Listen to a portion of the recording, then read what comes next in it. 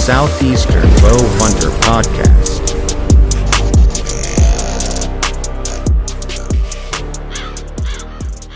Guys, welcome to another episode of Southeastern Bow Hunter Podcast. In this episode, we're going to get my buddy Justin from Degenerate Deer Hunter. He is honestly become a really good buddy of mine.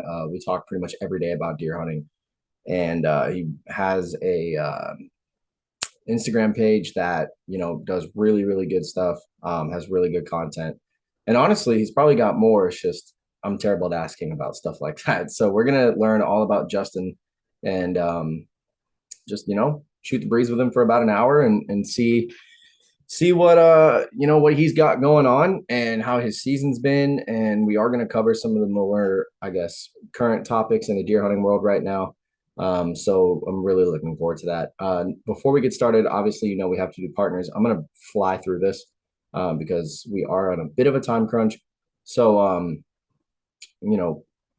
I know a lot of people complain about long intros. I'm trying to continue to shorten those up. So we're going to have the first one's going to be the Boutique custom arrow wraps, man. Best I've ever seen. I love them. Great quality. Go to theboutiquellc.com and look at everything that Michael's got to offer and use the code SEBHP for free shipping. Next up is going to be Osseo Gear. As you know, that is my camo brand of choice. Joe is an amazing hunter, amazing businessman who, he just has an amazing product that I really do believe in. So I think you guys should give it a shot. Go to osseogear.com, look at everything that they have to offer. And when you do find what you like, use the code SEBH for 15% off. Next up is going to be Summit Tree Stands. As you also know, that's my tree stand of choice. I love climbers, but they also have hang-ons. They've got you covered from head to toe. So go to summitstands.com, use the code SEBH15 for 15% off site-wide. Next, we got Scout Tech. Cell cameras, man. They were hit hard by the hurricane, but Ryan actually just killed his first deer of the year. So congrats to Ryan. I know there's some big stuff coming from them. They've got the app update once they get back on their feet. That's going to be coming. They got the new camera coming. So make sure to go check them out at scouttech.com. Next up is going to be Ace Hardware and Social Circle. Awesome bow shop. Can literally get you set up, whether it's tuning or products or gear that you need. They have everything that's really going to be needed to get you into the woods and be lethal out there to kill the deer that you're after. So go, if you want to make the drive wherever you're at, if you want to go check them out, help support them. Next up is going to be Bergie Bowsmith. Dude, that's the go-to guy for all your bow tuning needs. Any questions you have, he actually just dropped a video. I think it was today or yesterday at the time of recording this, that goes over his entire process from new strings to tuning, and I believe it was on his wife's bow, which I think was a Hoyt Alpha X. So really good stuff. Go to his website, bergiebowsmith.com, to look at all the products that he's able to sell. He is a dealer for a lot of the companies we use, and you can also get in contact with him about shipping him your bow in order to get it tuned. And when you do that, use the code SEBH10 to save 10%. Next up is going to be VPA, obviously the broadhead of choice. So I don't really have to say too much. They have over 70 different types of broadheads you can choose from, all fixed blades, all made in America with a lifetime warranty. So go to vparchery.com, look at everything they have to offer, and use the code SEBH10 to save 10% as well. Next up is going to be Dialed Archery. If you listen to last week's episode, they've got the new site out. It's called The Proof. Not sure if I'm going to be running one. I haven't really talked to Scott about it. I'm still kind of, I honestly love my Arxos, but I know The Proof is basically the Arxos with a ton of different upgrades. So go check them out. If you need a new bow sight, I highly recommend Dialed Archery, whether it's the Arxos or The Proof. You're not going to be disappointed. Next up is going to be Camo Dust. That episode with Chris is coming. We are going to record that. We are going to do it. And that is the only scent control product that I choose to use because it's the only one I've used that has seemed to work. So go to camodust.com and honestly, just go order you a couple of cans. And if you have any questions on how to use it, reach out to me, send them an email, listen to the episode we've already done with Chris, I think from a year ago, maybe two. I can't remember, but we go over everything you need to know. And, it'll help you stay hidden from the deer better than at least any spray on or anything I've ever used. Next up is going to be Typical Sportsman. Again, if you've been listening, you know that's my buddy Dylan Ray's brand. And he has recently started a new website where he's selling typical sportsman merchandise, hats, shirts, all that stuff. Just a really good dude. He is the host of the Bear Archery podcast, and you know he is just a hunter like you and me and everyone who's listening to this. So use the code typical20 at checkout at typicalsportsman.com, and that'll save you 20%. Last but not least, Full Forest Hunting Products. I put some of the mineral stuff out, some of the attractants last week, and the deer have been hammering it. But that's not all they have. They've got a whole scent line and stuff like that. And honestly, it's just again one of those companies that I'm very thankful to be working with. Dan is an awesome dude. It's out of Michigan. We just did an episode with him on the Rampolla buck a few weeks back. So if you want to listen to that, you can. We do talk about his brand or his business. And yeah, man, just, you know, all these partners are amazing. So very thankful to be working with these guys. As you know, every single episode, I have to say it. If you don't know Jesus Christ, please just give it a shot. Okay. Because I could tell you guys the things that me and my family have been going through lately. That'd probably be an episode in itself. A lot of personal stuff going on, a lot of hard times right now. But you know, we're making it through, and we're only making it through because of him. Without him, I don't know where we would be. And I know I can see the light at the end of the tunnel. I know things are going to be getting better, and you know, His will be done, not mine. That's the way I look at everything in life. If God wants it to happen, it's going to happen. If not, another door will open. So just, you know, just a little seed there for you. Kind of a quick intro. You know, this episode was supposed to be recorded yesterday, but some stuff came up. So we're doing it now. And look, enough rambling. Let's just get into it with Justin from Degenerate Deer Hunter. We got my buddy Justin Roper from Degenerate Deer Hunter here on the podcast now. Probably one of the coolest names of any hunting related content that I've ever seen, because I can relate to it. I like it. And, you know, Justin, I guess just tell everybody who you are, and I guess I'm curious how you heard about the podcast, because you reached out, it was got to be like a few months ago now at this point. Yeah, it was probably June or July. I can't remember. Yeah. Because I mean, we've literally been talking like every day. And, you know, it's one thing I find super funny is you'll send me photos of bucks that you're on, and I'll freak out and be like, dude, he's a giant. You're like, hey, he's all right. He's okay. Like I wouldn't shoot him this year. And I'm like, shit, I would. I don't know what you got down there that you would shoot, but good Lord. So, I mean, just tell everybody who you are and what Degenerate Deer Hunter is, and we'll just go from there. All right. I'm Justin Roper. I'm from north central Arkansas. We grow some pretty good deer up here. I mean, it's kind of spotty on where they come from. Just depends. I mean, you drive an hour away from us, and like you said, it's like you'll be hunting like Georgia, but like you come around here, certain counties, certain places, like down south, we got farmland. Farmland always has a lot of animals, or a lot of good bucks. But yeah, it's the Degenerate Deer Hunter thing. I just kind of thought of it one day, sat around and was like, man, I need to create a good Instagram page, good deer hunting page, because I do a lot of upland bird hunting too. And I've got an upland bird hunting page called Major League Bird Hunter. I really enjoy to hunt upland birds. You know, I got bird dogs, all that. Grew up doing it. But as far as the deer goes, I just thought it was a cool name because me and my cousin were always out doing stuff like that. We just enjoy watching the deer and hunting. We like to watch them grow more than we do kill them, really. Yeah. Inventory, see what you got on the property, kind of go through every year. Like, hey, you know, this one would be a good cold buck. This one needs a couple of years. Like that one you said you would shoot, he's probably a 3.5-year-old deer, but he's already a heavy mainframe 8 with split G2s on each side. So I would really like to see what he is at 6.5 years old or older.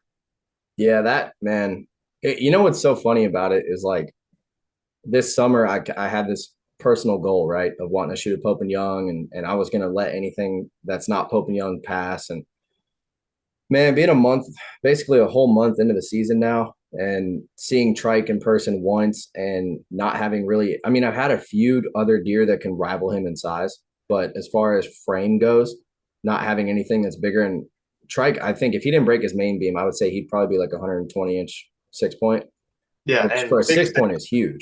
Yeah, I mean, big sixes are cool. I love them. Yeah, like my buddy just killed one 2 days ago, and he scored it twice. The first time he scored it was 128 and like 4 ace or something like that. And then he scored it again because he did something wrong, and it turns out it was a 130-inch 6 point. And I was like, holy shit. Like, That's I'll awesome. send you the photo, dude. It looks like what Trike I feel like would be next year if he doesn't get killed this year. I mean, Right. it's insane. Yeah, So, if he goes that main beam back, he should be a good deer.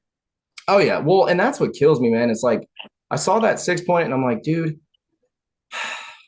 I want to kill him, but I also am most likely going to have this spot again next year.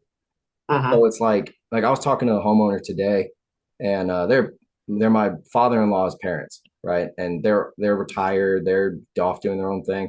And I was talking to, I guess you could say, just my grandma, and she was like, with all the stuff that's going on in the economy, and we don't know what's going to happen, like who's going to be in office, where the country's going to be. She's like, I don't even know if we want to sell. We should just add on to it. And I was like, dude, if I'm gonna not be selfish, like take the deer hunting part out of it, I agree. I was like, you've got a house that's paid off, just build onto it. I don't see why you'd want to leave. You have a lake house. You don't have any neighbors that bother you. You know everybody around you. I mean, aside from the big deer, just why not?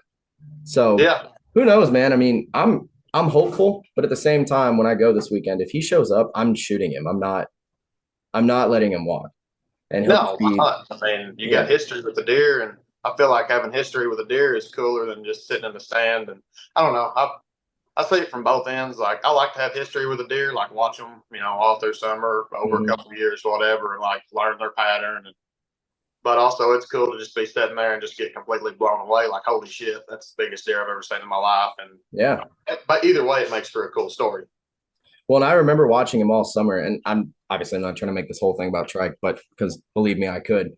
But I remember seeing him in person for the first time since last season, earlier this summer in May, and he wasn't even fully grown out yet, but he didn't have a broken side yet, and he was 10 yards away from me, bedded up across the street from where I hunt, just chilling.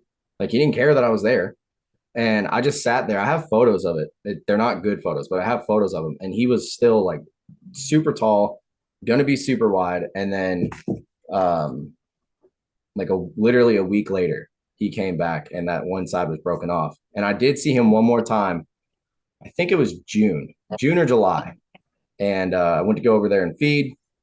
And I'm sure I've talked about it on here, but went over there to feed and saw him, and he got spooked by one of the neighbor's dogs. And as he ran away, I was just like, that is legitimately the biggest frame deer I've ever seen on the hoof. I mean, maybe not in photos because I have had some like 150s on camera that, early in my, I guess, hunting career, I had no chance at killing. Yeah, the ones you get, and you're like, oh, I've got a big deer, and they never show up again. Yeah, we got those. Oh, no, this deer, he was around, dude. But like so when I first started hunting, I was hunting this small 3 acre property that my in-laws owned. And the county I was in is known for big deer. It's kind of like the country version of Atlanta, where you Right. just have giant deer all over the place. And I had 2 bucks on there that at the time I thought were the same because I didn't know what I was looking at. I see a big 8 point, it's a big 8 point, and chased one of them, almost had a shot, and then season ended. He disappeared. The next year, I had more photos of this buck that was solid 150s, 150 slick 9 point, just huge. And I'm thinking it's him. Well, I go back through the photos. No, I had that deer on camera the year before. And so, like, I'll send you the photo of it later. I mean, it's for Georgia, it's one of those like Lee Ellis would chase this deer 100%. Yeah, that's So, all. all right. So you're in Arkansas, or like I'd like to call it Arkansas, because that makes more sense. It just depends. Yeah, that makes way more sense. You guys have some pretty good bucks, dude. I know you sounded humble there talking about having a few, but the ones that you've shown me, I mean, for guys in Georgia, that would be just deer of a lifetime. So Yeah, I mean, there's some here that's definitely deer of a lifetime. I mean, the one that me and my cousin are chasing right now. I mean, if he gets killed, it'll definitely make some noise in the community. so where you're at, do you usually see deer kind of close to that size, or is this kind of like a not once in a lifetime, but sort of an anomaly for the area? Uh, Man, there's always been big deer on our place, but like we're just now getting in the thing, getting in the groove, getting everybody on board with hey, let's shoot age. That's my thing. Like I like to see mature bucks. I don't care if it's a 120-inch eight. If he's an 8-year-old deer, kill him. You know, Yeah. He's in his prime or past his prime. But we're finally getting. I mean, we've got other guys that hunt on us, family, friends, and whatnot. And for the longest time, the way it was, you just shoot whatever you wanted to. But then it's like everywhere else. Everybody got to grab. Like, oh, we never see any deer. Well, you keep killing the small ones. So finally, just like, okay, look, we're not shooting anything if it's under an 8. So we done that like 3 years ago, and man, you can tell obviously. That's just the base point. It's just a good starting point. Well, and that's what kills me too, is like you're sending me photos of 3.5-year-olds that in Georgia, they'd be probably 4, maybe 5. I had a deer for 2 years who I'm sure is dead. I haven't seen him. But if you look at his body, I thought he was 5 years old 2 years ago. But then I was sending photos around to buddies of mine, and they're all like, oh no, he's one guy. There was one guy that thought he was 6. Yeah. Everybody else was like, oh no, he's probably about 4.5, 5, maybe. And this was last year. And what's crazy is his rack was maybe 110, 120 inches. Right. So it's like, I don't know, man. Georgia's just weird, but it sounds to me like y'all's state layout is pretty similar, because you go north, it's nothing but mountains, right? And you sent me a Onyx photo the other day, and I'm like, dude, are you sure you're in Arkansas? Because good God. I mean, the elevation change is insane. Yeah. I mean, so I'm pretty sure, you know who Clifton Denny is? I've heard the name. Okay. Well, I'm pretty sure he's in Arkansas too. And he's had some really, really good deer. So, I mean, are you traveling a lot throughout the state, or are you sticking to like one central area that you're just you've got history with this property and these deer, and you're kind of growing them there? This is their family place. So gotcha. Been on it my entire life. It's literally right in my back door. Go outside, jump on the side by side, 10 minutes, I'm in the stand. Man, you live in the dream. Good Lord. Dude, that's awesome. Yeah, it's I'm lucky. I mean, I take it for granted a lot. I really don't need to, because there's a lot of people that don't have that. A lot of people would kill for it. Myself included.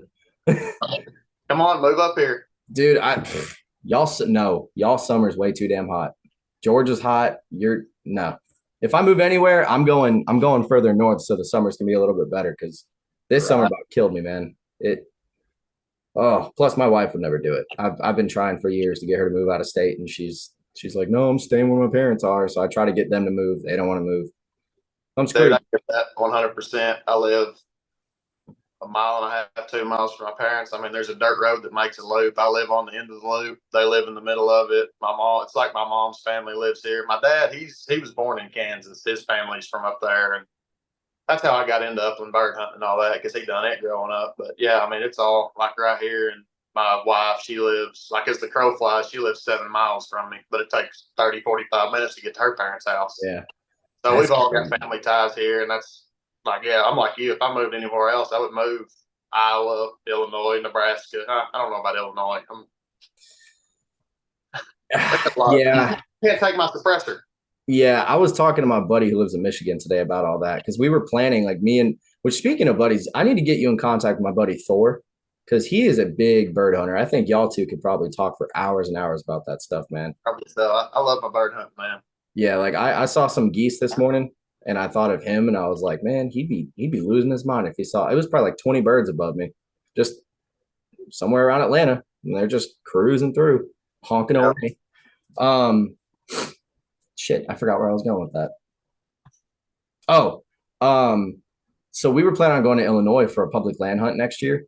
And after seeing what Lee Ellis did this year and seeing all these other bucks in Ohio, I almost want to go to Ohio more, because me and another buddy of mine that we hunt all the time together. He goes to Wyoming with me, goes bird hunting with me. We're all the time doing something. We've talked about that before, because Ohio's a sleeper state. It's over the county.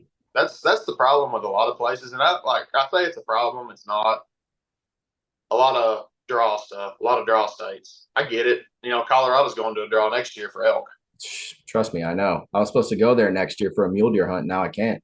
Right. So I get it. Draw states are cool, but I feel like Colorado is doing it too late because they should have done that years ago when everybody else is doing it. Because now it's just so beat to death. Yeah. Well, Colorado's falling apart anyway, man. I don't know. Did you listen to the working class episode with Halford Wildlife? No, I didn't. Dude, they were talking about that, how Colorado is trying to get rid of, I don't remember if it was hunting in general or just predator hunting, but just completely do away with it. And it's like, dude, why? You're making it another California when you've got 40 cougars that are in the area, and they're killing everybody's animals. They released wolves, didn't they? Yeah, apparently they're already all gone. Oh, okay. I don't know why. Like, I don't know. I'd have to talk to my uncle that lives there. He could probably tell me, but yeah. Yeah, man, there's a lot of weird, crazy shit that's happening just in the country. Obviously not even hunting related, but hunting related. There's a lot of stuff that I just look at it and I'm like, who is making this happen? Right. Like, what's the end game here? Is it really someone that's stupid that thinks we need more predators because we don't? Yeah. That's the thing around here. They're like, I can remember being a little kid and my dad, everybody, they'd feed cows, roll out a bale of hay. And I bet there'd be 100, 150 turkeys over there in it, like just a flock of turkeys. It wasn't nothing to go kill your limit of turkeys during turkey season. You walk out on the back porch, hoot, and hear them gobble everywhere.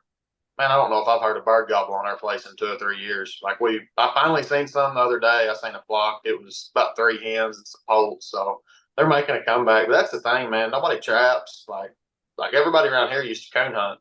I was in high school, man. We had coon dogs. That's what we did. My dad did it growing up. Everybody, but it's not worth it to get out. That and people moving in from other places that Shouldn't be there. like we can't afford land here, but people from California or somewhere else come in. They're like, oh, well, that's nothing. Here's a check for it. Yep. So it's like almost like everybody here gripes about the price of land. And it's like, man, if you want it, you better buy it because if you don't, somebody else is going to, and they're not going to gripe about having to pay for it. Yeah, that's how it is here, man. Like we were supposed to buy, I think it was like 40 acres a couple of years ago. We went over to this property, checked it out. We were going to build on it. We found a dead coyote skull, or actually, I think it was a whole body. I don't really remember, but I know we found a dead coyote. And I was looking around. I'm like, this is perfect. So much deer sign. This is obviously after season, right? There was so much deer sign. We looked at 2 properties, actually. One was 10 acres, one was 40 acres. Both of them were way out of the price range. And I'm like, shit, man, I'd rather just keep the house I've got and go hunt public if I lose everything else because this is just ridiculous. But I got to show you this. I got to show you this photo real quick. And for the people watching, I really shouldn't do this, but I'm going to. You're talking about turkeys. Yeah. I have too many turkeys. Yeah. Here's why. Oh my gosh. Dude, come springtime, they're never there. It's like deer. Springtime, tons of deer. Fall, no deer. Fall, a bunch of turkeys. Springtime, no turkeys. And I'm not even really much of a turkey hunter, but like I enjoy it, but I usually end up getting mad because a bird with a brain that big outsmarts me, and then I just get pissed off. So it's why do I even do this? That's how I feel about deer right now. All the shit that's been going on. That's another thing about around here. Like I said, you've seen the onyx I sent you. We're in the mountains here. So that's the thing about hill deer, man. You're not going to pattern them. It is right place, right time. Unless you kill them September, early season, they're in their summer pattern, you got them. But after that, it's just anybody's game. Like the big buck we're hunting right now. One night last week, he traveled like 3/4 of a mile from one camera to one of our other cameras. Damn. It was like, and yeah, it's unreal. Like it's right place, right time. Yeah. Well, it's funny too, because I know earlier in the year on the podcast, especially, I was like, oh, I got these deer trained and this and that. Dude, summertime maybe. Now? Yeah. No, not even close. And it's weird because like they don't really, so Trike saw me 3 weeks ago. I shot one doe, couldn't recover her, went over that whole thing in last week's episode. And I really haven't been pressuring them much. Like I haven't changed anything. And I think that the fall shift has finally happened, which lets me know like the pre-rut's coming in because the scrapes and stuff are like destroyed. I was up there today and Trike, where there's like this big pile of pine straw. It's like a 2-inch deep hole that he has scraped out of there, right next to a mock scrape that I made that he has been using as well. And I'm just like, dude, why aren't you here in the daytime? Like, I know you're here at night, but good Lord. That's what we're dealing with a lot right now is the full moon. We're getting a lot of nighttime stuff. So yeah, well, it's been like that for a few days for me. Yeah. So I don't know what it is about the full. You know how they say the full moon has nothing to do with it. They say that, but cameras. I don't buy it. Cameras prove otherwise, in my opinion. Yeah. Well, on the cold front we just got too, one of my buddies who I used to hunt with called me yesterday. We were talking about. He's like, "Yeah, man, with this cold front, it's going to shock the deer. Like, I'm not expecting to see a lot of movement." I haven't. For my deer, I haven't really seen much, except at nighttime, which kind of contradicts the whole thing because if they're shocked, they're not going to be moving. But everybody else is getting buck photos during the day, and I'm just like, what am I doing wrong here? Like, what's happening? The buck photos I am getting in the daytime aren't. I mean, they're just nothing to get excited about. Yeah. I mean, I'm getting tired of seeing the same old deer, and I mean, I say that, but I know that if they completely disappeared, I'd be running around freaking out. Like, what can I do? I'd be spending so much money on new feed, scents, all this other stuff. Like, so, all right. So we're kind of going into like this territory I want to talk about before we talk about one of the main things that we decided we were going to discuss. And that is, I'm really curious about your tactics, like what you do in the mountains over there, what you see works better. Like you said that you guys have bait out, right? Yeah. Okay. So you're feeding up there, but are you also using like scrape lines and looking at Onyx? Because I saw on that thing you sent me, there was a lot of those fat lines that me and Kristen talked about. Those are benches that run around. Yeah. Like if you get on that mountainside or the mountainside that I sent you, it's not as steep as it looks on Onyx. It's gradual, and there is a lot of benches, but we have a lot. It's a limestone mountain, so there's a lot of bluffs. Like you'll have a flat that comes down, and it might drop 4 feet, or it might drop 10 feet, and then you've got another flat for 200 yards, and it's just that all the way down. Okay, so that's kind of those deer travel those benches. Like the other day, me and my cousin got out trying to just pinpoint some stuff, and man, we found one hell of a scrape line. I mean, just absolutely wore out under one of those benches. Put a camera on it, hadn't got a picture yet. So that always works. that's just how it is. But yeah, man, my favorite thing, like if I'm gonna sit, I'm taking my bow, no doubt. Yeah. But like when I love the bow hunt. When rifle or muzzleload season comes around, I'm walking. What do you mean? Like I'm walking. I'm taking off through the woods. I'm gonna walk, stop, sit a little while, look around, get up, kind of like turkey hunt. Oh, okay, I got you. Dang, I don't think I know anyone that does that. Yeah, we do it up here because and you just go down to the next bench. We pretty well know between all of us where all the major trails and stuff are. You can go sit on them and see deer. So it's kind of like a Western style hunt. Pretty much. I've killed more of my deer wearing a t-shirt or hoodie and blue jeans sitting up against a tree than I have any other way. Holy crap, man. Walk out, like the 2 bucks I killed last year, same way.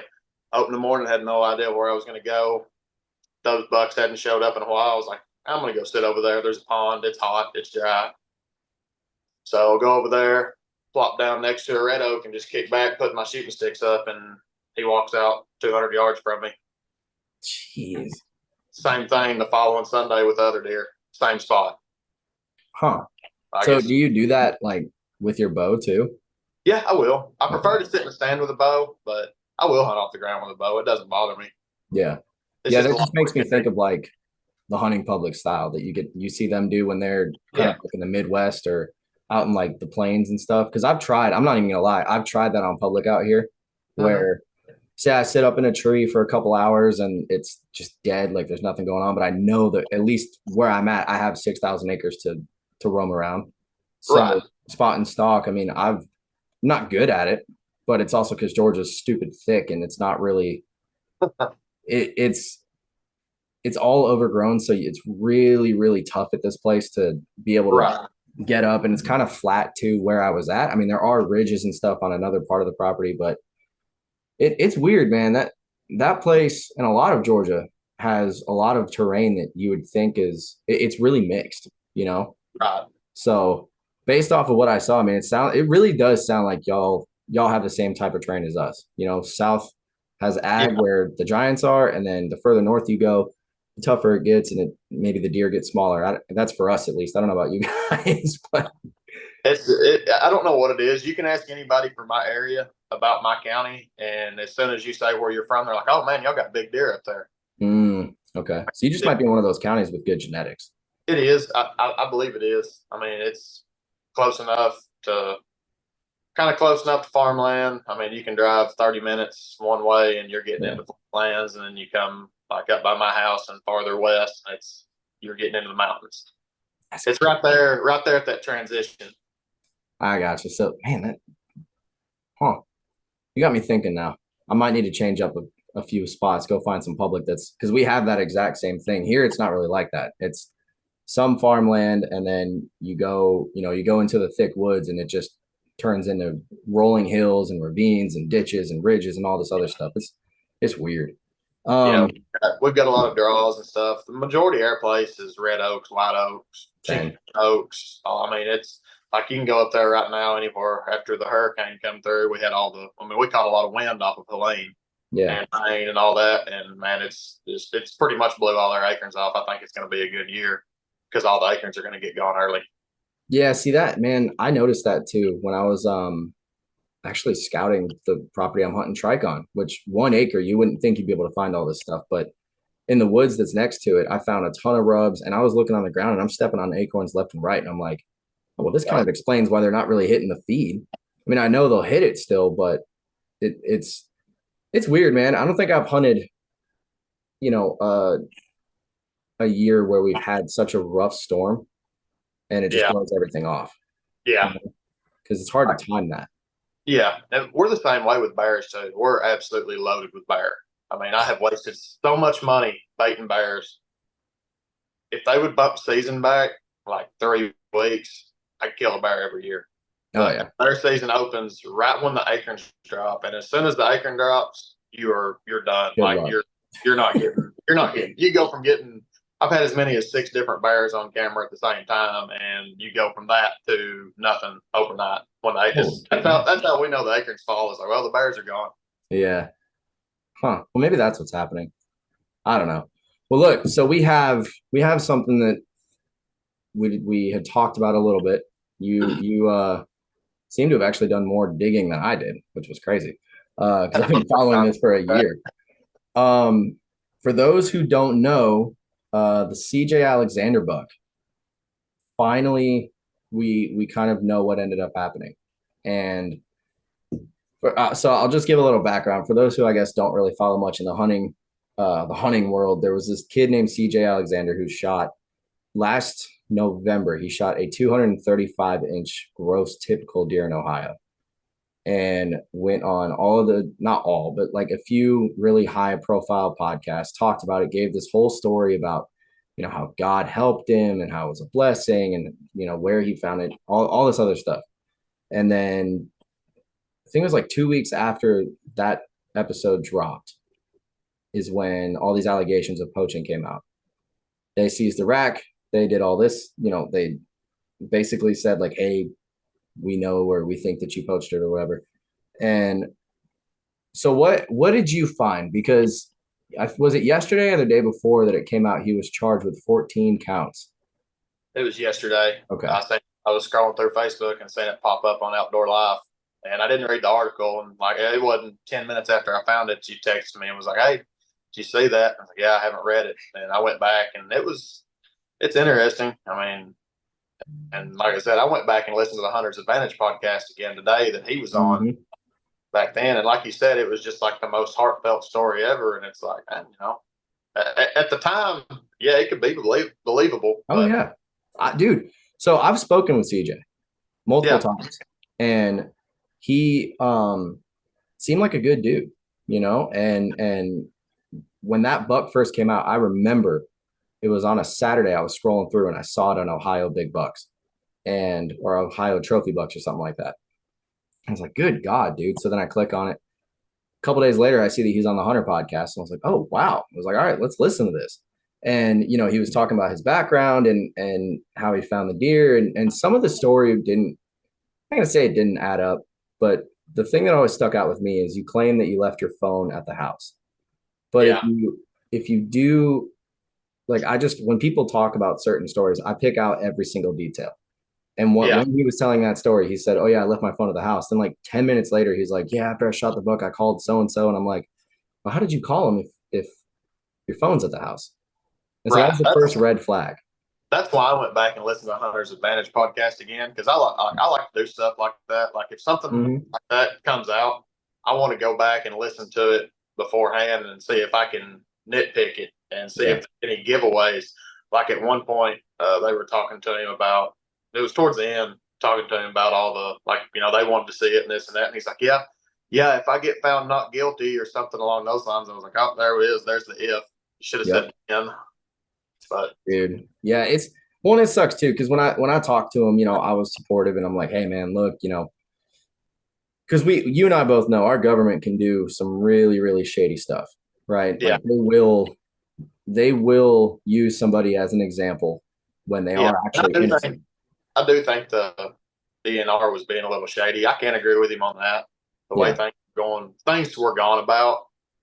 I get that part of it. Like I see where he's coming from, but in the end, if you're guilty, you're guilty.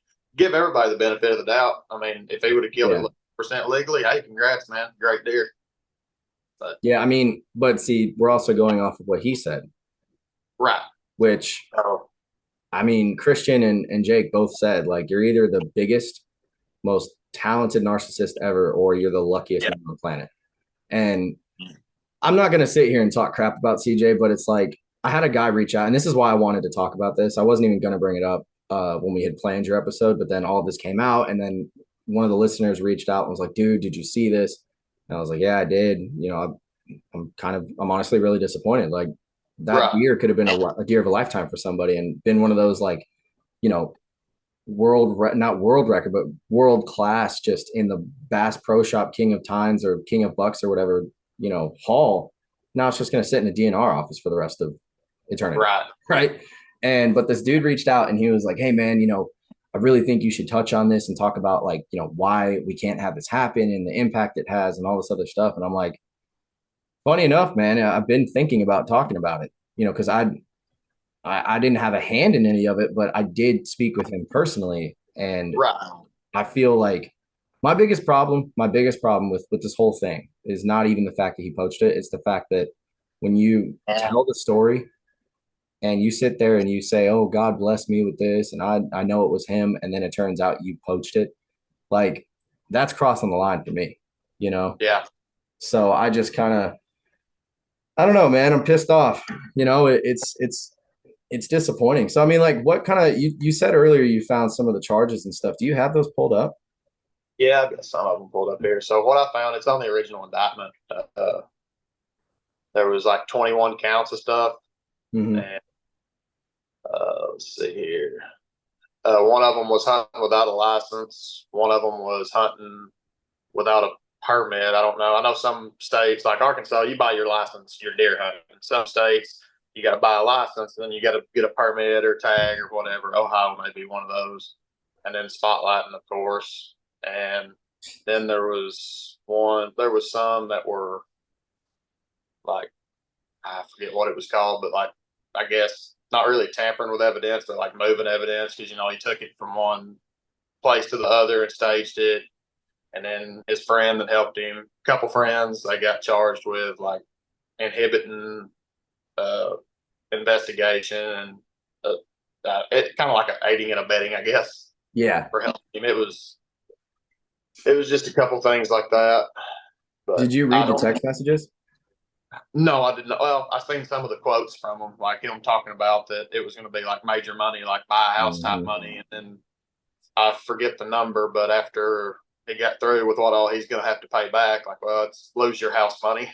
Oh yeah, it's bad. I mean, and that's the thing. Like, I had this conversation with some buddies that I'm in a group chat with when it first came out, and it was honestly, I was probably having this conversation when you and I were talking about it.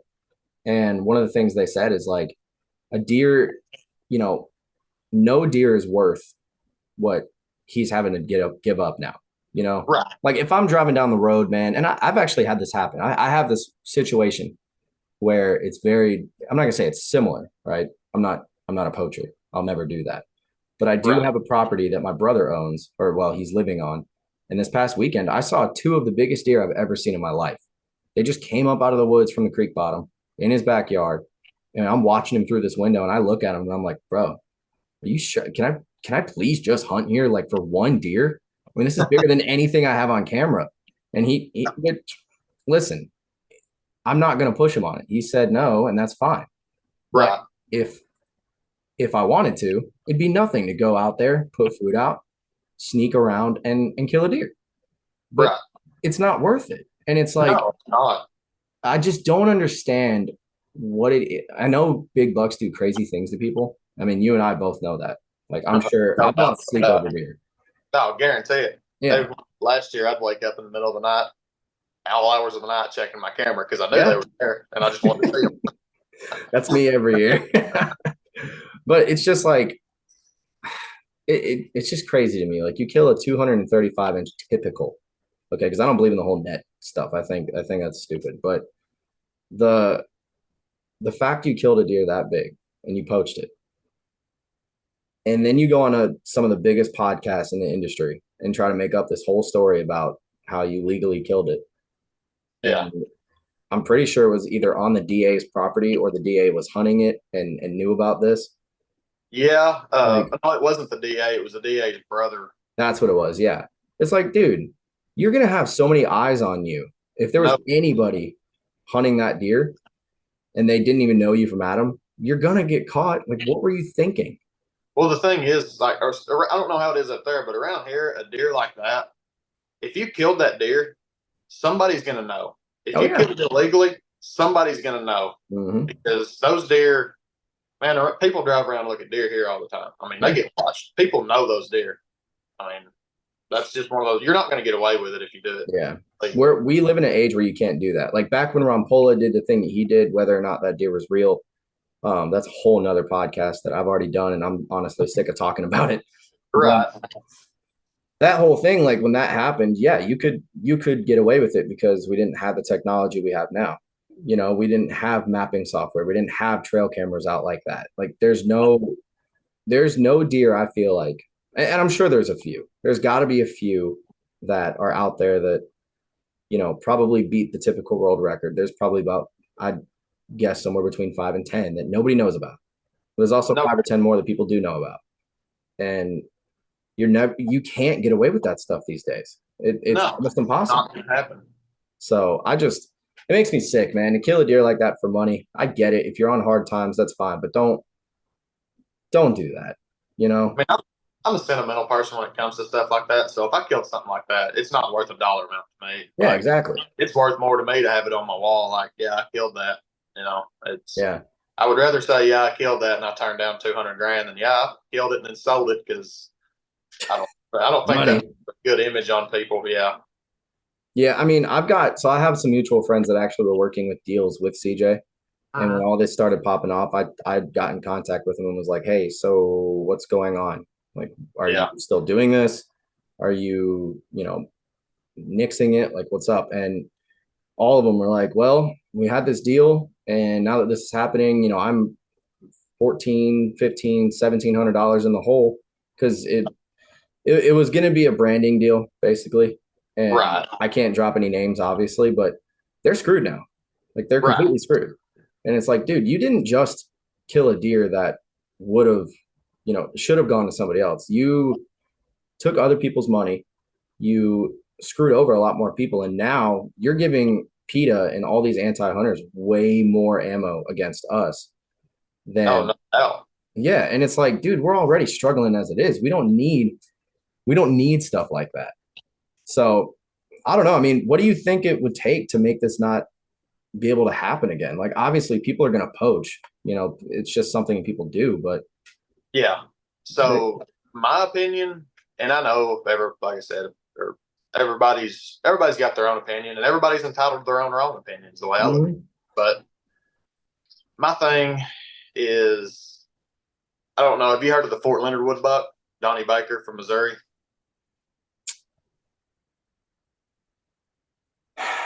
The name sounds familiar. Like he worked at the archery shop on the military base. Ended up Yeah, with yeah. So Clay Newcomb, Bear Grease podcast, he's from Yep. Northwest Arkansas. He done the story with Donnie Baker. Like Yeah, that I dude, remember listening to it. yeah, that was actually a good story. I genuinely feel like that guy's sorry. Oh And yeah, that 100%. because that dude had really hard luck after that. I mean, it's Yeah. just been a downhill battle. But they talked about like a trophy thief type thing. Because I think back when he killed that, I think they slapped him with like a $250 ticket or something like Yeah, that. it wasn't that bad of No, it a was deal. not.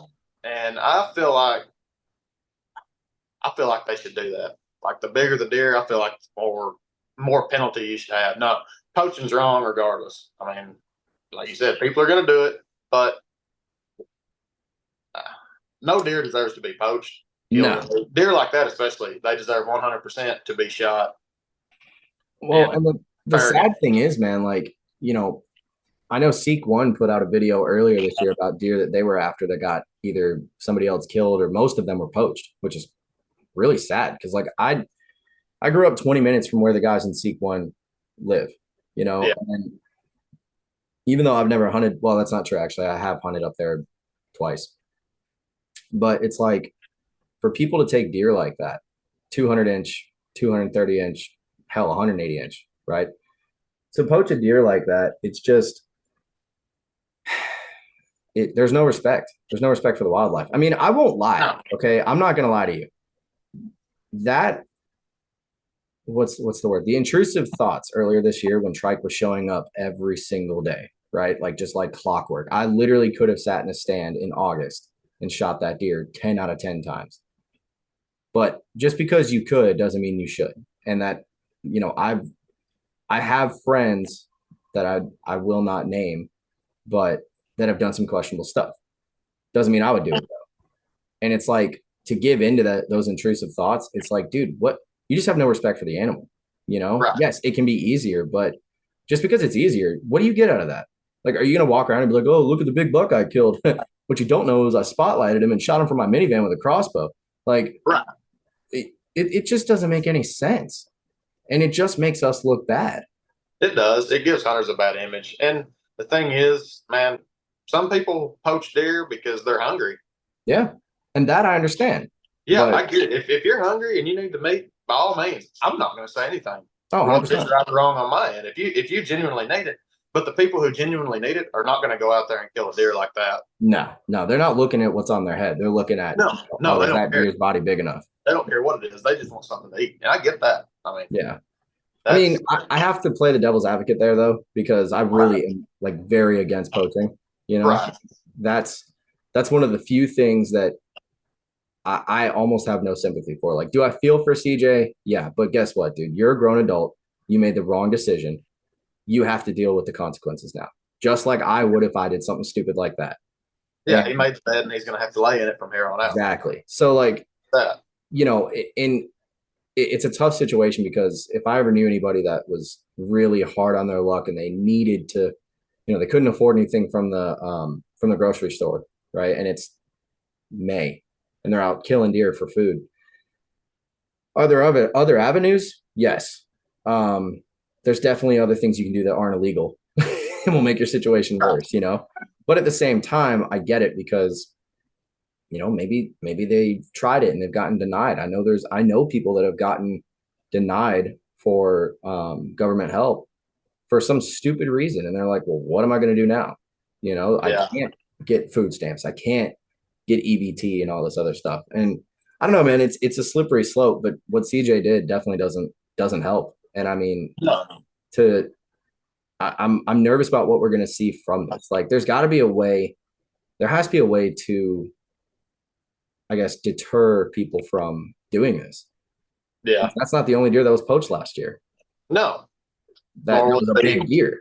Like, it's going to be from here on out poaching 100%. But it's just, like I said, I think there should be more punishment for the bigger the deer is. And I know some people don't agree with that.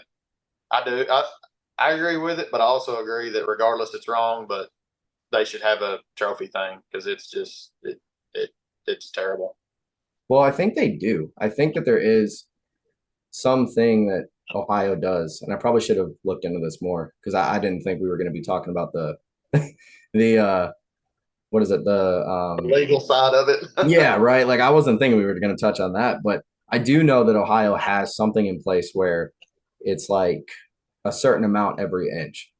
Yeah, and And that's good. I mean, yeah, so like if it's like $1,000 an inch, dude, yeah. you're screwed. Well, that was they brought up that exact thing on the bear grease, like it should be so many $100 an inch and like or thousand whatever, and like Clay Newcomb said, I mean, putting a 200-inch deer in front of somebody is like somebody like me or you. That's like putting a couple $1 million on the table. Yeah, I mean, but we do it it's legally. the same way. That's the thing. I mean, I could use a couple $1 million, but Yeah, I also could use one. be like, hey, look what I killed. Yeah, I mean, and that I hate the term trophy hunter because when I say that growing up, my uncle was not a trophy hunter, right? Like, he hunted Illinois. Illinois is, has big deer. He hunted Wisconsin. They've got big deer too. And Yeah. I think his biggest deer is like 130-inch 8-point, which if you look at the body size and the antler size, you wouldn't believe that that's what it is. But comparing it, down here, it's definitely That's 130. like us. We've got like our deer are not huge bodied. I've killed some decent bodied deer, but our deer in general are not big bodied. Like we don't have them like they do up there. So Yeah. it's pretty proportional. Yeah. Well, in Georgia, I mean, my buddy Brock that lives in Michigan, man, his deer, their bodies are huge, and he'll send me photos of a deer that's definitely 150, but it looks like a Georgia 130, and I'm like, "Are you sure Right. it's 150?" And I have to keep getting reminded, like, dude, your deer are way bigger. But Yeah. and that going back to the trophy hunter thing, that I forget who I was talking to about it. I think it was in the new working class episode. Kurt was talking about something where the term trophy hunter, when you say that, people just think of someone who shoots a deer off the road. They don't keep the meat. They just cut the head off. And then, you go to their house and the deer is hanging up or the antlers are hanging up on their wall. And that's all they care about. When I hear the term trophy hunter, I think of like doctors, people like that who just pay big money to go on a high fence once Yeah. or twice a year. They got a guy sitting behind them saying, hey, how much is that deer going to cost me if I shoot it? And they're okay with it. That's my term. That's my term of trophy hunter. Yeah. But I mean, it can be used both ways because, like, It can be. if like Don Higgins could be considered a trophy hunter, but he eats the deer and Right. he's only shooting mature animals. So Right. I don't know, man. It's just weird. I feel like what CJ did just really, I feel like it messed up a lot of stuff in the industry. And people are going to be looking at all of us hunters now like, are you doing that? Are you spotlighting deer? Because it there's obviously more hunters that do it the right way. And Yeah. I just feel like him doing that just put a target on all of our backs. It And did. And it's been done several times before. Like, look at Melissa Bachman when she shot. Was it that line that she shot, and everybody was just lost their mind over that, going after hunters? Like, I mean, I think she had death threats over that. Oh yeah. Well, I mean, there was shoot, man. So you listen to Working Class a lot, right? Yeah. Okay. So I think it was Devin Leonard when he shot the cemetery buck. Yeah. Everybody knew about that deer. He did everything legally, but Yeah.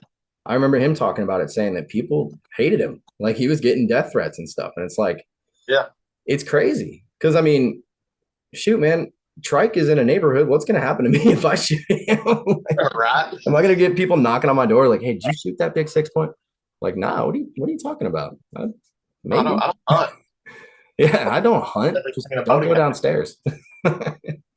Man, I don't know. I didn't want to make the whole episode about CJ, but I did want to touch on it because it's a big thing that's happening right now. And yeah, I mean, I get it. It happens everywhere. Like you said, the people come out of the woodworks asking about stuff like those 2 deer I killed last year. I killed them 8 days apart, and they are 2 just absolute hammers for this area. One guy commented on one of my Facebook posts, like, man, that's awful suspicious. You killed 2 big deer just 8 days apart. Like, I mean, come on, I'll show you where I was sitting. I'll show you where they were at. I'll show you all the pictures. I have 2 deer in here right now behind me. One of them, you can see that little 5-point behind me. I shot him early October 4 years ago, and I've got another buck over there on the wall that I shot 2 weeks later. Yeah. I mean, it happens. It's not like you get one big deer on the property. Most of the time you can granted, these aren't like big deer, right? But I don't know. So kind of transitioning a little bit. I mean, is there anything before we go to something else that I guess you found on the Alexander case that is kind of like a heavy hitter? Yeah, I did just pull this up. It's on ToledoBlade.com. Says his sister pled guilty last month to 2 misdemeanor charges, falsifying permission letter, and she was sentenced Tuesday for obstructing official business and aiding a wildlife offender. 60-day suspended jail sentence and $500 in fines. Dang. So they're seeing jail time. Yeah, and she's not able to hold a hunting license for 3 years. Wow. So, but that's 3 years? Yeah, 3 years. I think he got 5 years. Oh wow. So he could. Are you serious? That's it? I think CJ got 5 years, and I want to say it was like 20 to 40,000, and not necessarily fines, but like restitution to pay back to money he's accepted for this deer. Mm. Good Lord, dude. That's as much as my wife's Jeep. It's all public Dang. knowledge. People can look it up. I know I'm not 100% on, but I mean, still, that's a high fence hunt where you yeah, no doubt. Insane. If I've got $30,000 to $40,000 to blow, I'm going to go elk hunting. I'm going to go to Africa. I'm going to Alaska. And Screw all the other stuff. I'm going to Alaska and Canada. Alaska flying caribou hunt is that's my bucket list hunt. Yep, same here. I mean, I would even love to go up and hunt, kill one off the haul road. Go out there and rent a haul for $20 a day, and I think it'd be fun. I like getting into doing different stuff. Well, and like Alaska, dude, you know, I've told my wife a million times, if I ever get to go, I may never come back. And it's either because a bear killed me, or I just was like, you know what, leave me. Because I love whitetails, I love muleys, elk are cool, moose are kind of got nothing against them. They don't really get me that excited. But a caribou, they don't do it for you. No, but a caribou, man, oh my God, I could watch caribou hunting all day long. Oh yeah, they're a cool animal. I mean, well, they look like prehistoric. Like they were around during the Ice Age. That's the only animal I know of that we can hunt that was still around. Maybe polar bears, but like muskox. But that's it. That would be my dream. Like if I have to max out a credit card before I die, I'm going to go do it. 100%. 100%. I can pay that off later. Yeah, I'll just leave it in the will. Like, make sure the bill goes to my kid. She'll deal with it. I got my fun. God, she would hate me for that. So, all right, I want to ask you some stuff, get your opinion on this. I know we're kind of coming up to an hour, so I didn't think we'd talk about the Alexander buck that long, but there was a lot to it. But one thing I want to know, or I guess get your opinion on, is I was listening to the Spook Span episode on the Hunter podcast. And one thing they talked about was high fence genetics getting out over in Ohio and just pretty much around the entire country. Do you think that it's possible? Okay, so I'll just use Ohio as an example. Last year, I think Ohio had at minimum 7 200-inch deer that were killed. That's unheard of. Yeah. Absolutely unheard of. Do you think that somehow maybe some high fence genetics got out and that's why Ohio's kind of been blowing up lately? I could see it happening. Because looking at the racks, man, like they just don't look normal. I mean, look at the Hanson buck. That's obviously a wild 100% whitetail. Yeah. But then you look at CJ's deer and it's just a dinosaur. I mean, it doesn't look like natural, you know? Right. So it just makes me wonder, like, because I know we've got some high fence operations around me. I'm sure you've got some in your state. And I've seen some bucks, man, that I'm just like, that looks really, really weird. I do. I mean, I could believe it because think about it. I mean, no matter what it is you put in a fence, they want to get out. Cows, everything gets out. Trees fall, calves get under fences. Say you've got the same operation, but with deer, you've got a doe that's spread that gets out. Tree falls, a couple deer get out. Young deer crawls under the fence, gets a hole in the fence, goes through it. I mean, there's so many possibilities. Yeah, it's 100% doable. Man, because it just makes me wonder, like some of these, because the Beatty buck was a high fence buck. That, Oh yeah, all the deer yeah. were. But the Well, thing is, so here's my thing with their high fence. I mean, dude, he was on what was it, the Kennedy Ranch? He was on it for 27 days. oh no, I'm not talking about Charles. I'm talking about Oh, I got the Ohio Beatty buck. Oh, I got you. Okay, I Yeah, thought that you were talking 309 or 306 inch, whatever. Um, that deer was killed legally, killed in the wild, but it was a high fence escapee. And it Yeah, just makes me wonder, like, was the Brewster buck by any chance high fence? I kind of doubt it because I know Luke's story and there's almost no way. But I don't know, man. I see some of these deer and like in doing the whole Rampolla series and doing that stupid deep dive. I mean, I literally that story makes my brain hurt. I mean, yeah, I I almost hate that deer now because of everything yeah. I've had to go through with that. Um, but in doing so, I've seen a ton of high fence deer photos, and I've seen some. I mean, there was one killed recently. Its antlers looked exactly like a Texas high fence.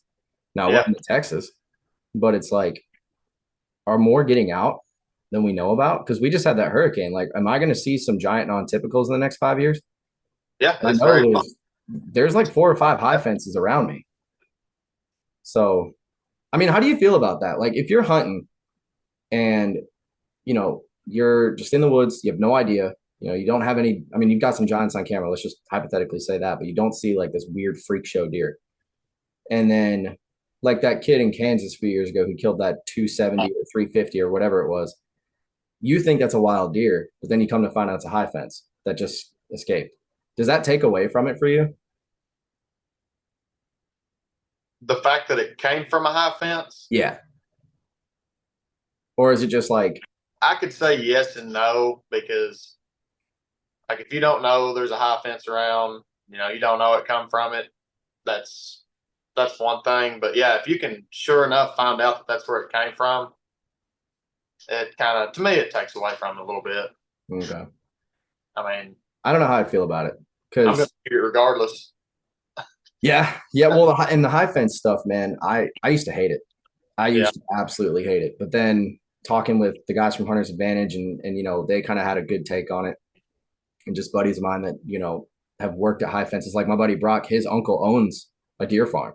And he sent yeah, me photos of a 2-year-old that's a 300-inch deer. And I'm like, that's insane. yeah. And it's kind of cool, honestly, that they're able to do that.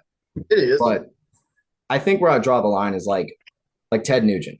I love Ted Nugent. Dude's awesome, but he has a 300-acre high fence. That's too small. In my Yeah, opinion, that's too small. But in yeah. Texas, You're going to get a lot of not within a couple years, but after so long, if you don't start getting some new genetics in there, yeah. you know, you'll end up deer might have 5 legs. You know what I mean? Hey, I'd shoot it still. Oh, yeah, that's extra shoulder in the crock pot. There you go. Yeah, and my thing is like if it's a high fence that's thousands of acres, dude, my public land is only 6,000. I know there's high fences in Texas that are like 30. So to Yeah, me, that you're I don't feel like that's still, a high fence. I don't either. And you kind of look at it like livestock. I forget who was talking about it, but they were saying like it's basically livestock. But Yeah, some of them, I've seen videos on TikTok and Facebook and stuff. These people who own high fences, the deer walk up to them and you can feed them. And then yeah, you see other posts and it's like there's dead deer, and I'm like, well, that's not hunting. Like if you can be 10 foot up in a tree stand and this giant, 320-inch deer is looking dead at you and is not scared, that's not hunting. that's not hunting. But if you're on 10,000 acres and there are giants inside that high fence, but they're still finicky and they act like deer, I have no problem with it because, dude, hunting 10,000 acres, I mean, I don't care if there's a fence around it or not. Like, that's still going to be tough. So, Yeah, I don't know. My opinion on it's changed. Like, I still don't look at it. Like, I've looked at the Safari International and Buckmasters and stuff, high fence deer, and it's cool. I mean, I would do it if I had 30 grand, but oh yeah, it'd be like, I mean, it's one of those things like you do it once, but yeah, just to say like, oh yeah, you see that giant deer over there? Well, he cost me a Kia. right? I don't know, man. That's just what I haven't really talked about that much on here. So Just we went to South Texas and done that. It was the exotic, like I mean, they're goats, but they call them rams, like the painted rams and all that. Yeah. Me and my wife, my sister, and her little brother, we took them with us, went down there, and yeah, it was a high fence, and it was broke up. Like they had nilgai, buffalo, all that type of stuff. Would I do it again? No, because it just wasn't like I didn't. It wasn't hunting. It was obvious it wasn't. So it was like, was it cool? Yeah, it was cool to get away and do something, shoot something outside of Arkansas that wasn't a whitetail. Yeah. But now, I mean, dude, I'll put in and draw a Wyoming antelope and go out there and do that 10 times over before I go back to South Texas. Oh yeah. I mean, one of my buddies in Michigan went on this high fence pig hunt just for his buddy's bachelor party. Yeah. And he sent me a video, and it honestly, it looked like they were within 20 yards.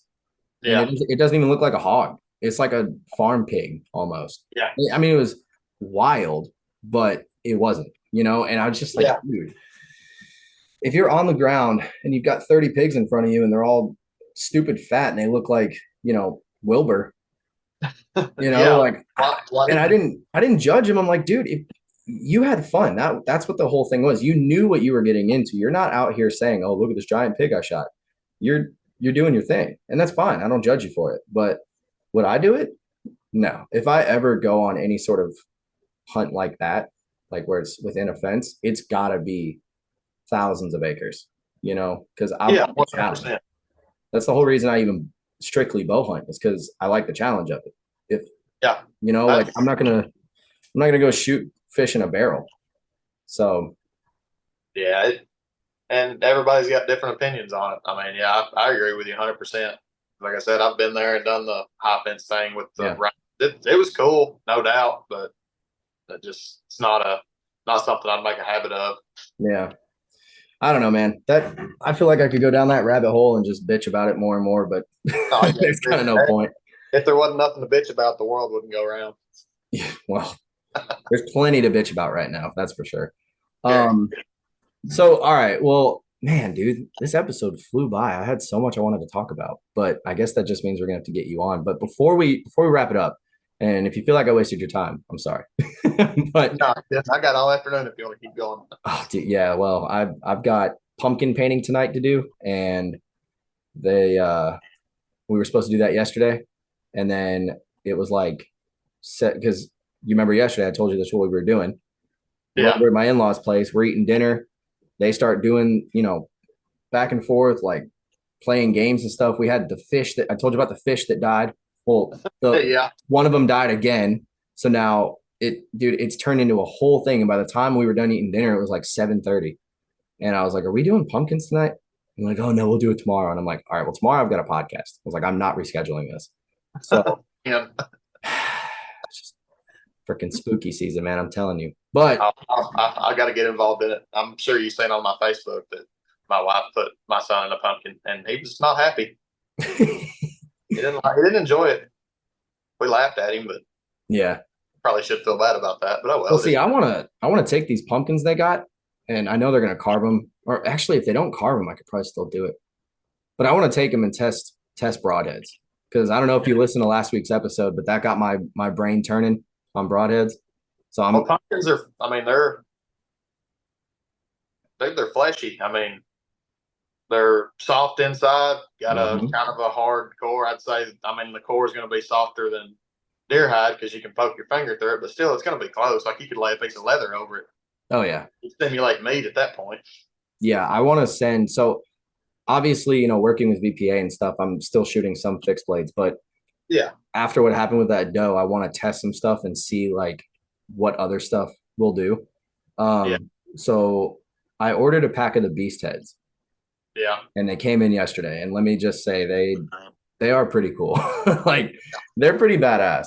So I want to film one of those through a pumpkin and compare that to a mega meat and see which one does better. Yeah. So I guess what broadhead are you shooting? Are you shooting Schwackers? Yeah. Is it a 261? I've got a package of them. I'm not sure. They're got these. They're the green ones. Just straight hunter green ones. I gotcha. Have you? So All right, you're like the fifth person that I know that shoots those, just schwackers in general. Yeah. I've never been a big fan. So I want to see if you can convince me to give them a shot because I'm not a big fan of the fold over style blades, but Right. I know a lot of people aren't. but I want to use them to try them out because I keep hearing a lot of good things. But so what's your reason for shooting them? Like what have you seen with them? I Uh like the big cut on them. I entry like or exit? exit. Okay. So it's So, true then that the entry is not that good. no, I mean, yeah, you're looking at what are they, 7/8 right here, maybe an inch. I Yeah. mean, but if you think about it, that's not a bad entry because how many people shoot slick tricks? And slick True. tricks are 1 inch or 7/8 unless you get the magnums and they're like an inch and a half. Yeah. Now, given that's a 4 blade head, I believe. But Yeah, the standard. Yeah, yeah, those are but 1 inch still, four blade. so on the entry, you're getting the same amount of cut 2 blade as with the slick tricks on a 4 blade. Then your exit, yeah, you're getting 2 inches. I mean, that's my thing.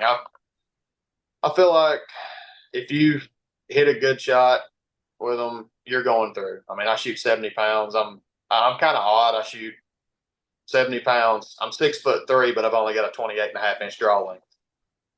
Damn, what happened? I don't know. I'm not real sure. I outgrew my arms, I guess. I guess, man. Dang, I got a buddy of mine that's like 6'2" and he's got a 31-inch draw, 31 and a half. I've got a And buddy the same. Well, he's an inch taller than me, and he's got like a 32 or 33 inch draw. So yeah, I've got a. God, That's my buddy of mine just started building arrows this year, getting into it, and super good dude, coworker. He's loves supporting guys wanting to get started like that. So been having him build my arrows and do everything, and that's what he texted me because I give him one of my old arrows to cut my carbon to carbon. He's like, "You realize your carbon to carbon's only like 29 inches?" I was like, "Yeah." He's like, "What's your draw length?" I said 28 and a half. He said, "I figured you were like 31, 32." I was yeah. like, I got T-Rex arms for somebody as tall as me. I mean, I can't say anything. My draw length's 27 and a half. My arrows are probably carbon to carbon without outserts and everything, 25 and a half. Yeah. I mean, they're like sticks, dude. Like I offer people, I have so many arrows I don't need. So I'm like, dude, if you need some arrows to try out, I've got plenty. And they're all 29, 30-inch, draw Yeah. length. And they're That's like, I would, but it's too short. I'm like, well, sorry that I'm the size of Gollum. I don't know what to tell you. But yeah. I'm only 5'8". I don't know. I've been shrinking. I was 5'10" at one point, and then my wife, dude, she gives me so much crap because we used to be the same height. And Yeah. now when I stand next to her, she's taller than me. And I'm like, I'm only 29, dude. Why am I shrinking? I know my grandma was 4'11", but damn, like, give me some time here. I know. I think So, if I go to the chiropractor next week, I'd probably grow a couple inches. dude, you know what's funny? And this is not hunting related at all, but you got me thinking about it. You ever seen those videos where they've got like the pull up bar and they said if you Yeah. jump up there and you just hang, that you're supposed to like Yeah. It's like it decompress? you. I want to try that. Maybe, Yeah. maybe that's what happened. I don't know. You watch Family Guy? Oh yeah. Have Yeah. you ever seen that episode where Peter is like super tall and then Yeah. Lois starts nagging him and he keeps getting smaller and smaller and smaller? Yeah. That's what I feel like. That's I think what's happening because I'm telling you, man, like I used to be a 34, 32, and now I think I should be a 34, 30 because it's like 32s are way too long. And I'm just like, how the hell did I miss or lose 2 inches? I mean, You I'd could rather lose like 2 inches in height, but still, like, I went from a 34, 36 to a 38, 36. I'm growing outward too. yeah, well, us whitetail hunters, man, and our little dubbies. I don't know. A little bit. Hold on a second. Wait. How? Because you hunt the mountains. Yeah. How? You ever heard of bush light? Good point. Very good point. Kurt and them have not helped me with that either. I used to No, never drink that. Once I started listening to them, that's like almost all I'll drink. dude, that's where it comes from. The degenerate deer hunter, dude. We're all degenerates around here. That's what we do. We sit around and drink beer and shoot deer and have a good time. That's why I love the name too. Like I remember when you reached out, I even said, I was like, dude, Degenerate Deer Hunter, it's a badass name. That's probably the best name I think I've heard. Yeah, Um, that's where it comes from because that's just, I mean, it's just how we are around here. We just like to have a good time. I mean, deer seasons or any type of hunting season. We're just looking for any excuse to get into something. So what is y'all's hunting season looking like? I mean, to sort of circle back and put I guess put a pin on it. What are we looking at this year? Like, when does your season end? Is the rut coming in? Is pre-rut hitting yet? Like, what's going on? So we had the early buck hunt for the first time this year. I think they done it some years back, but this is like really the first time that they've really done it. That was the first full weekend of September. Okay. And then it closed. I had COVID for that one, so I couldn't go. So, good old election infection. And damn China virus.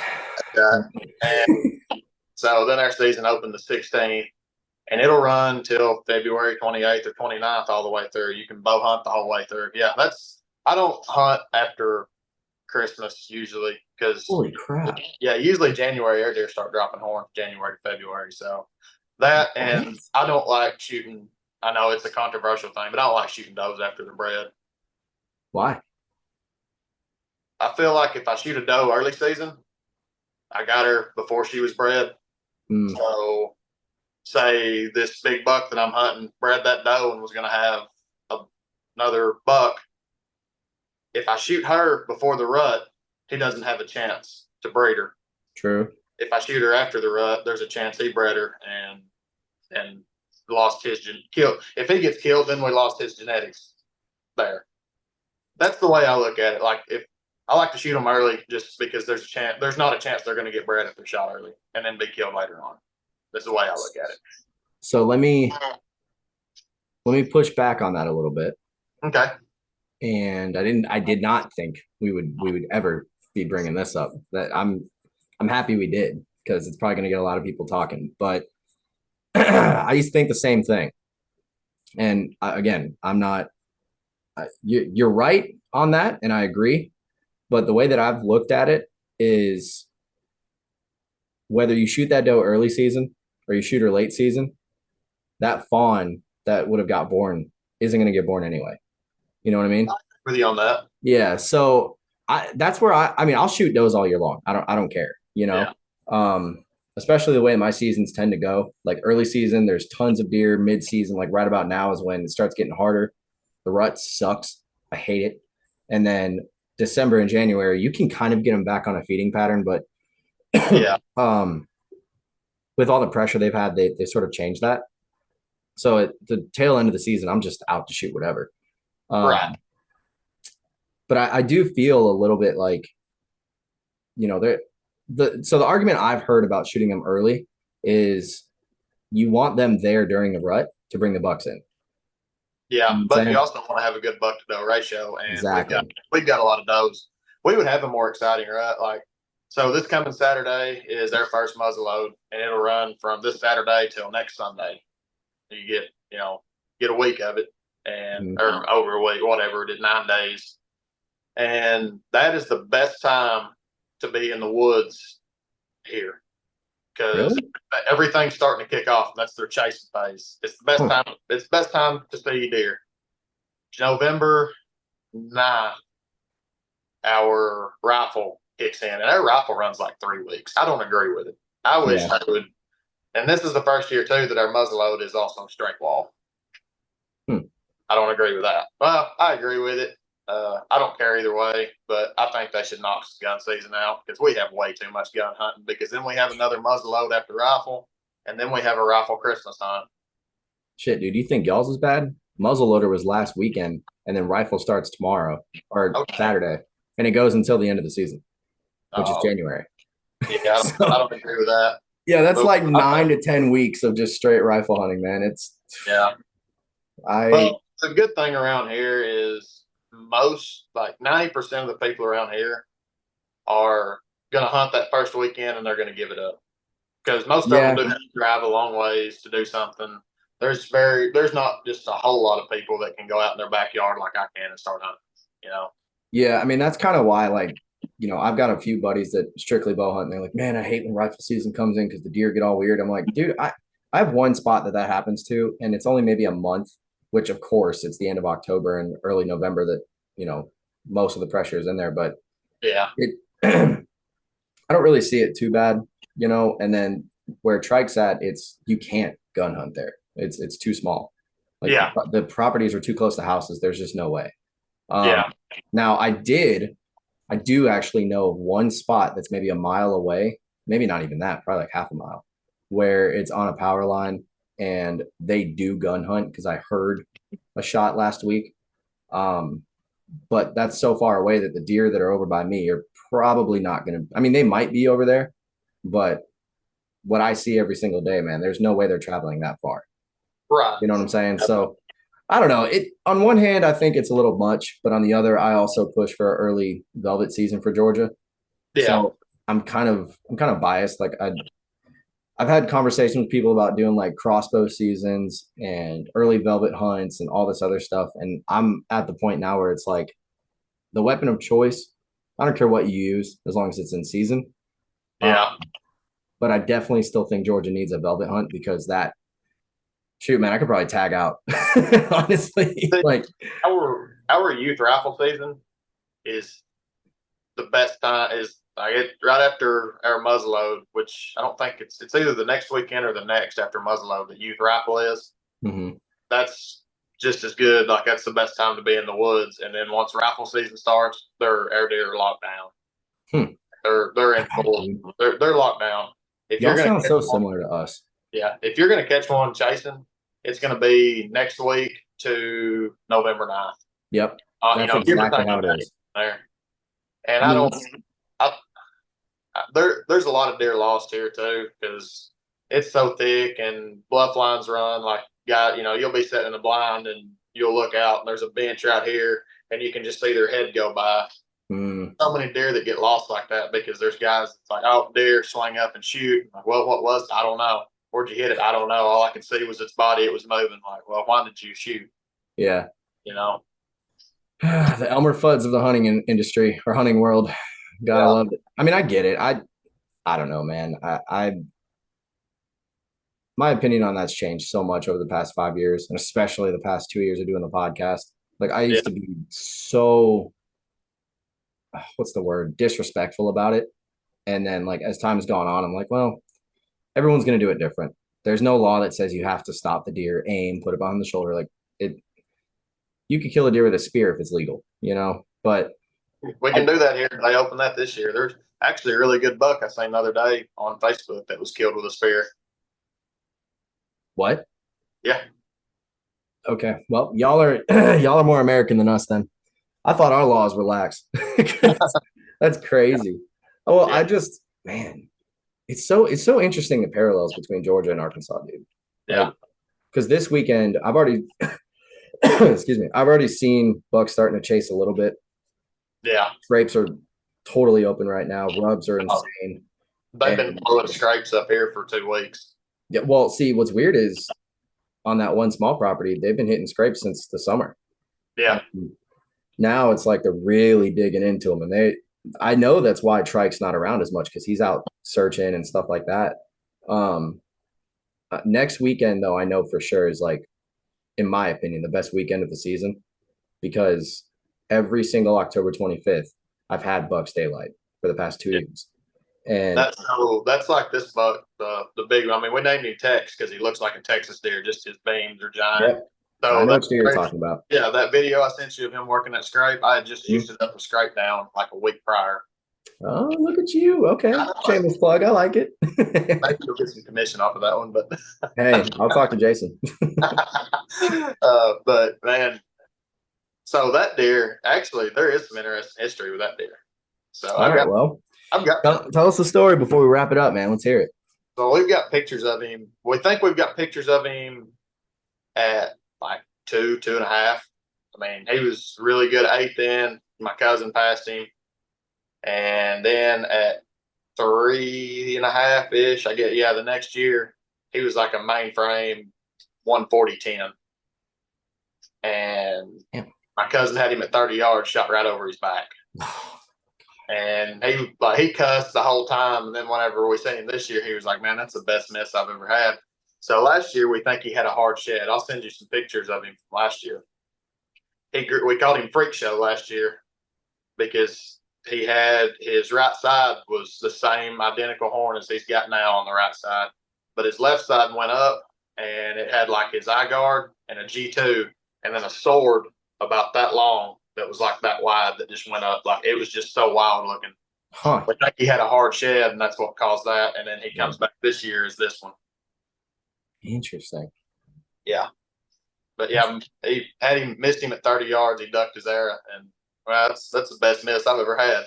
Yeah, I mean, sometimes, dude, like, last year I had trike at 40 and I could have shot him the whole time, but I didn't feel comfortable with it. And I'm glad I didn't, because even though he broke his main beam now, I mean, he's just think of like what if he doesn't die this year, what he could be next year.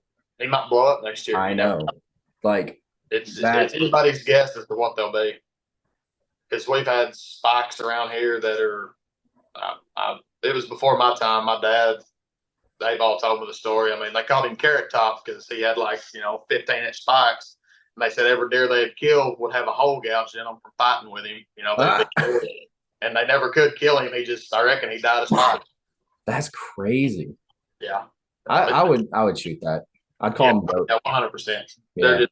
That's stuff like that we don't want in their genetics. And I've also got a third main bean buck on camera. No, dude, those are cool.